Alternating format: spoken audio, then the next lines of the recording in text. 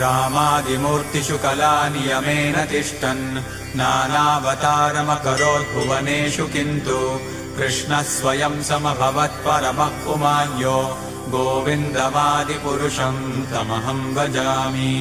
यस्य प्रभा प्रभवतो जगदण्डकोटिकोटिष्वशेषवसुधादिविभूतिभिन्नम् तद्ब्रह्म निष्कलमनन्तमशेषभूतम् गोविन्दमादिपुरुषं तमहं भजामि। माया हि यस्य जगदण्डशतानि सूते त्रैगुण्यतद्विषयवेदवितायमाना सत्त्वाबलं विपरसत्त्वं विशुद्धसत्त्वं गोविन्दमादिपुरुषं तमहं भजामि।